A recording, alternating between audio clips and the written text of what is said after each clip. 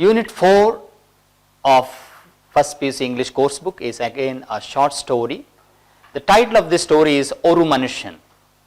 This is a Malayalam short story by one of the popular Malayali writers by name Vaiko Muhammad Bashir. Now the title Oru Manushyan means one man, and the title seems very strange. Oru Manushyan means one man. He doesn't seem to be having, or the writer doesn't seem to be having the interest to tell the name of the person.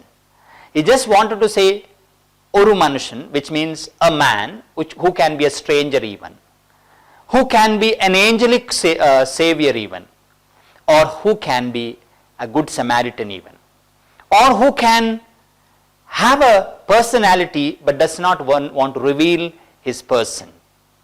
So, it's an interesting story, by the way. Oru Manushyan by Vaiko Muhammad Bashir, who lived between 1908 and 1994, is a well-known Malayalam short story writer and novelist.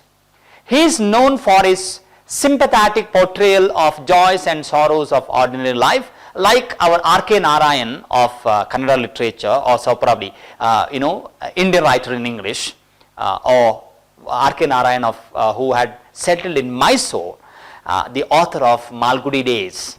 And Malgudi is supposed to be Mysore in his imaginary city. It should be something symbolic of that. That's what people say. Now, like R.K. Narayan, we also have Vaiko Muhammad Bashir, who is a very popular writer, in whose writings you can find the common man who is into problems. His stories have been translated into English and many other Indian languages. He was the honorary fellow of the Sahitya Akademi Award in 1970. He was also the recipient of Central Sahitya Akademi Award and Padma Shri Award in 1982. Now, the background of this particular story. Let's go to the background and see what it is all about. There are several situations in life where one feels that he is all alone and genuinely hopes for someone to help him. The story is about a man who was in a difficult situation because he was in a restaurant and ate what he ordered, and later he found that his pocket was picked by someone. When he tried to tell the truth, no one believes, and they tried to strip him of his clothes just to find in case he had hidden any money. Finally, one man, or Oru Manushyan, appears at the scene and pays off the bills and rescues the author. This is the background. Now let's go to the story. The narrator of the story is of course the one who finds help from Oru Manushyan. The narrator was in a place away from his home and was in a situation where he had no money with him and was an alien in that place. It almost looks like, now suppose if I have to refer to this man as a Malayali who would have travelled a long distance somewhere in North India, probably Kashmir or Delhi, where he does not know many people, and he has found himself a job. Probably he knew a bit of English and he was teaching English to the labourers, making a meager amount of money and finding a livelihood. And as you know that many Malayalis have gone across the country and across the world and found their jobs and have got settled as well. And this could have been one man like that. He could not speak even the languages of that region. He could manage to speak only English and Hindustani. That means Hindi. Probably either this is in India or in a country where people did not know any other languages, which the author probably would have known. So, but very few people knew these languages. Such a situation can push you to many adventurous difficulties and expected challenges. In such a place, the narrator remembers a man who had done a strange thing for him. He did something which was challenging to the evil world. We generally think, okay, before we go ahead with this story, let me tell you one thing. We generally think all people are bad. But then sometimes even the most evil person can have a corner in his heart, or a faculty in his heart, or a mind that would help someone. Even a thief who goes out stealing will of course bring back the money, and he will feed his children and his wife, or wife and his children and his family, and shows affection to them. That means even a thief who shows evil on one side has a faculty of goodness on the other. So this is quite strange, by the way. Here, when the author, the narrator, was in difficult situation, it was not a good man who comes up and helps him, but in fact it was a thief who comes and helps him. The narrator was in a big city, in a village, in a valley of a mountain, around 1,500 miles away from his hometown. That means this could have been somewhere in the borders of India, and a place known for murder, robbery, pickpocketing, and other sorts of crimes. Many of those people of that city were committed to making money by cruel means. Some of them were professional soldiers. Some lent money in distant places, worked as watchmen in some banks or other establishments. The people of the place were highly valued. They highly valued money and were ready even to commit a murder for money. That means they somehow wanted to make money. The narrator was he was staying in a small dirty room in a dirty street, teaching English to some migrant laborers around 2 hours in the late evening after the laborers would return from their work. The author would teach those people how to write and address in the letters, which was considered as a great education that he was supposed to be imparting to these people. If people did not know this, they would be charged by someone for doing this favor. The narrator earned some money by teaching this art of the basic education for people, and the narrator would get up only by around 4 o'clock in the evening, because evening he used to be busy and daytime he was absolutely free, and would engage in his work only in late evenings.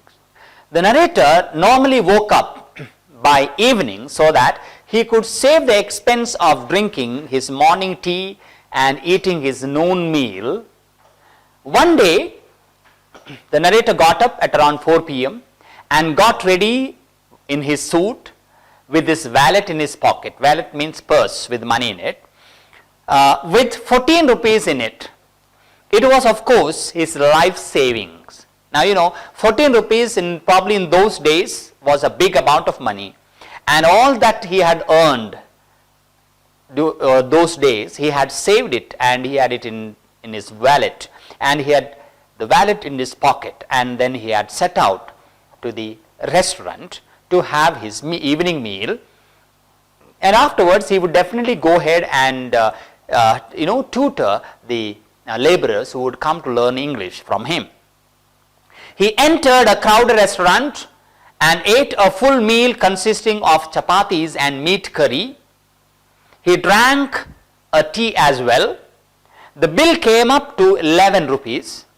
He put his hand into his pocket only to find that someone had picked the pocket. Now imagine if a situation comes like that, what would you do? When you know that you are in a different city, you are in a amidst strange people, and nobody, none of them, and people wouldn't believe you. They think you are a trickster who has come and eaten, and now you're not willing to pay. Some even think that you have money but you are unwilling to pay. They have hundreds of questions. Now it so happens that you book the tickets, and then you have no money to pay the tickets because your pocket is picked. What kind of a situation you would be in? A similar situation for this person as well, that he ate the food and he doesn't have money. In olden days, when situations like this, people would force him to work in that particular canteen or hotel for a few days to make up for what he had eaten. But now, this restaurant owner seemed to be a cruel man who wanted to strip him of the clothes and find out in case he had some money with him. Let's move ahead. The narrator started sweating when he learned that he had no money with him. It was a crowded restaurant. The owner caught hold of the narrator's suit lapel and threatened him to give the money and go. Now, of course, this person, the narrator, seemed to be a well-dressed man, though he was poor, looked like a decent man, but unwilling to pay the money or pay the charges of what he had eaten in the eyes of the restaurant owner. But the reality was his pocket was picked and nobody would believe it. He warned him that in case he failed to do so, he would gouge his eyes out. That means he would pluck his eyes out. The narrator looked at the people around him. Now all of them had their concentration right at the narrator. He did not know any one of them. They all looked like hungry wolves around him. And then the owner of the restaurant was so mean, just like the other people of the town. If he said that he would gouge the eyes out, he meant it, and the narrator was really worried about the situation he was in, because he had threatened him that he would pluck his eyes out, and he was even fearing that the restaurant owner would definitely do that because the people of that city were so cruel. The narrator was forced to strip off his clothes. That means remove his clothes one after the other. First he was asked to remove his coat. He did so, and later he was asked to take off his shirt, shoes, and even the trousers. Now he was probably only with his underwear. He is standing in front of the restaurant owner and in front of the entire crowd who had come to the restaurant. The idea was to gouge his eyes and send him naked if he could not find money with him. The narrator pleaded that he did not have any money with him, but people would not believe it, even the restaurant owner. When the narrator said that if he did not have anything underneath the trousers, everyone around laughed, and the restaurant owner was ready to strip him completely and send him. He said that the narrator should definitely have something under his trousers, and forced him even to take off the trousers just to find out whether he had hidden any money inside his underwear or inside the trousers. The narrator did not want to move. He imagined a man standing in a crowd, stark naked and without his eyes. He even cursed God for having no mercy at all on him in such a situation, because he was totally helpless. All are watching him, and restaurant owner is going on doing one after the other to make sure that he would be going naked from the place, and also his eyes plucked off. As he started undoing the button of his trousers to remove them, a man appeared in the scene and asked to stop removing the buttons. Everyone looked at the direction of the voice and found a tall, fair-complexioned man in red turban and white trousers standing in front of them. He had a handlebar mustache and had blue eyes, and he looked like a decent man, a powerful man of the area. He also looked like a good Samaritan. He also looked like a man who had come to help this narrator. Probably was somewhere in the crowd, but now he comes forward and asks the restaurant owner to stop stripping this man, the narrator. He asked the restaurant owner how much the narrator had owed him, and he said 11 annas, and he paid the amount and asked the narrator to put on his clothes. Now he came like a good Samaritan for the narrator, and he paid the restaurant owner's bill and asked the narrator to put on his dress. The narrator put on his clothes and was relieved, and totally relieved. The narrator walked along with this man as the man walked away from the place, and the man asked his name. The narrator told his name and asked the man, or asked a man's name. But this man who had come in red turban refused to tell his name, but he said that he had no name. So that's why the writer says he was Oru Manushyan. He was one man who did not seem to have a name but came and helped the narrator when he was in difficulty. The narrator tells that in that case he wanted to call his name Mercy. Both of them walked together till they reached a deserted bridge where nobody else was there. Then the man told the narrator to go straight without turning around. He also told him that if anyone inquired about a man like him, the narrator should tell that he did not know him. And of course, the narrator by now understood that the man must have been a thief and stood there with him. The man took out 5 wallets from his pocket, and one of them was that of the narrator.